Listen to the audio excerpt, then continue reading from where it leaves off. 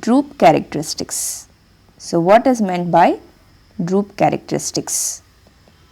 When the power is increasing, the power that needs to be delivered increases, the speed will reduce, right?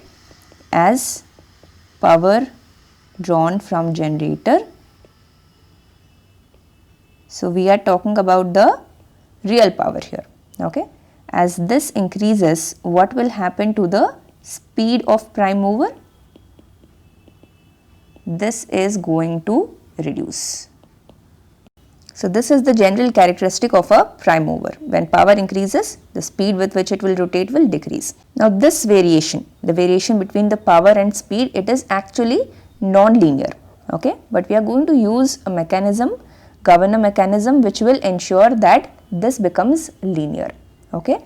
So you can write down this point. The decrease in speed with increase in load is usually non-linear,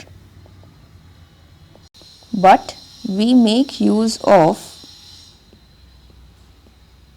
certain governor mechanisms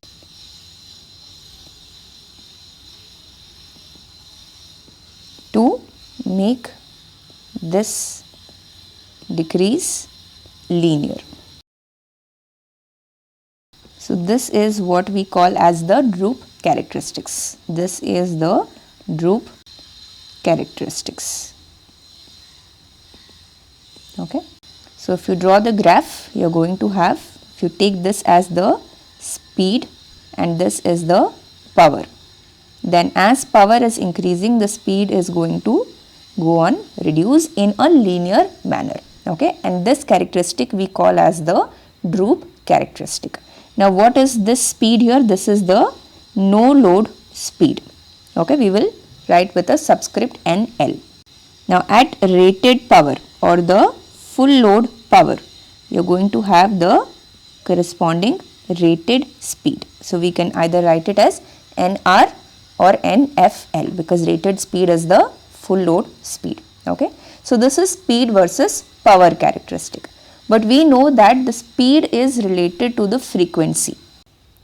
The speed is 120 F by P. This is the number of poles here. We are not talking about the power. Since both of it we are representing with P, you might get confused here, okay? So here you can see that the speed and the frequency are linearly proportional, right? So that means you can just replace speed with frequency and you're going to get the same characteristics, okay?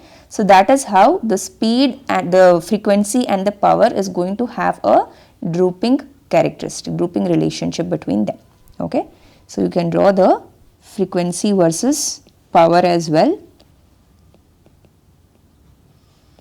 As power increases, the frequency is going to drop. This is the no load frequency, and at rated power you are going to get the rated frequency or the full load frequency.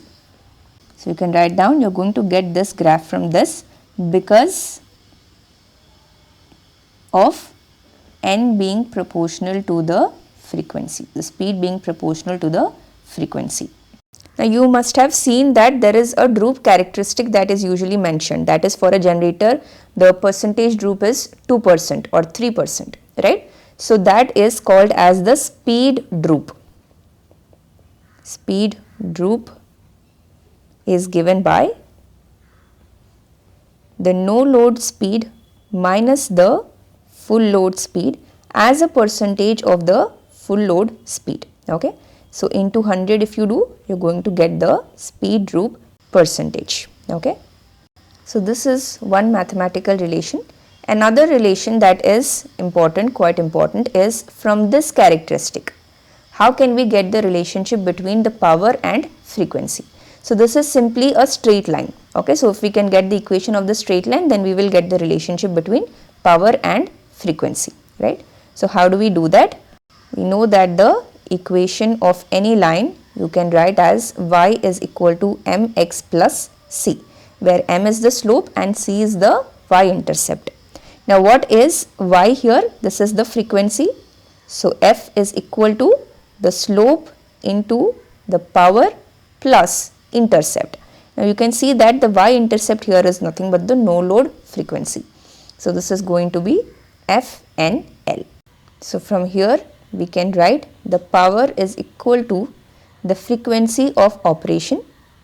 So you can write it as system frequency minus the no load frequency divided by the slope. So this is the second relation. Here what is slope here?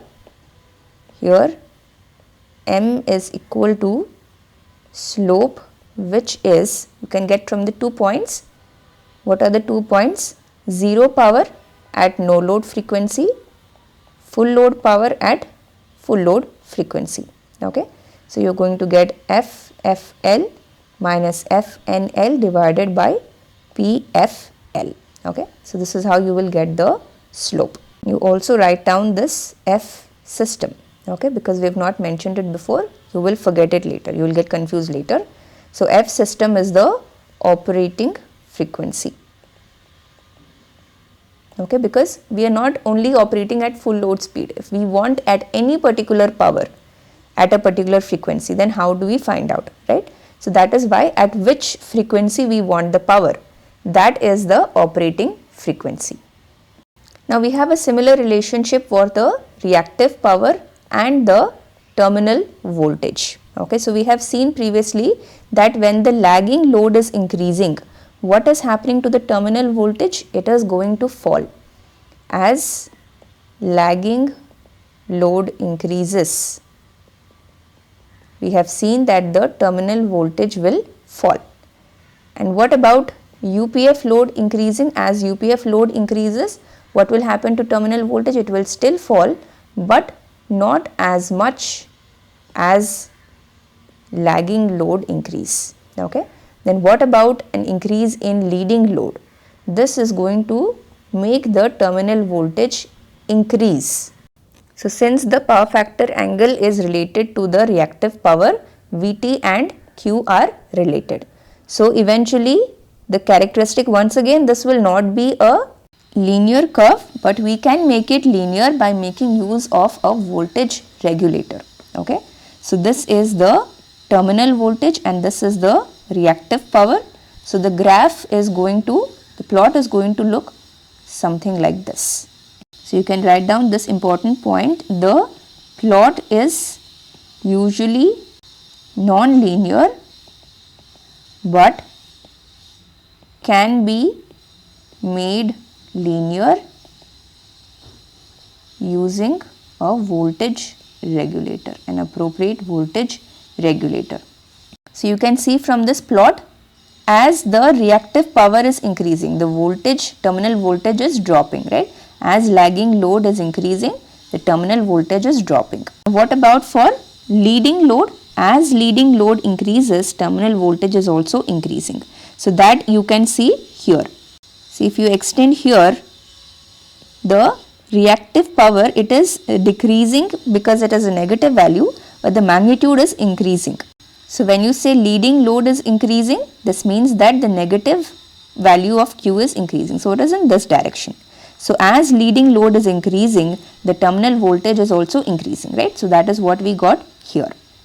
So this is what is going to be the relationship between the reactive power and terminal voltage. It will be similar to the real power versus frequency. Okay, both will be drooping characteristics. Now one important point that I want you to know here is with respect to constraints. Okay, so what do we have when a generator is operating alone? Then the constraints are going to be different when compared to the generator operating in an infinite bus condition. So we will talk about infinite bus in the next lectures. But when it is operating alone, what is the constraint here? The real and reactive power will be constraints, because when you take a generator and you are supplying a load, because it is a single generator, the demand, the load that is demanded by this load, that has to be supplied by this generator. So there is no question about it. So what we can adjust is the frequency and terminal voltage according to how much ever real and reactive power we want. Okay, so you can write down the real power P and reactive power Q supplied by the generator will be the amount that is demanded by the load attached to it. Okay, so they cannot be controlled. So these are the constraints here. P and Q are the constraints. Okay, so for a given P and Q, the generator frequency F and terminal voltage Vt need to be controlled. Okay, according to P and Q. So how will the frequency be controlled? The frequency can be controlled by means of governor mechanism. Okay, and terminal voltage can be controlled by field current control. Okay, so this is the case for when the generator is operating alone. So what will it be for infinite bus and when it is operating with another generator in parallel, that we will see in the next lectures.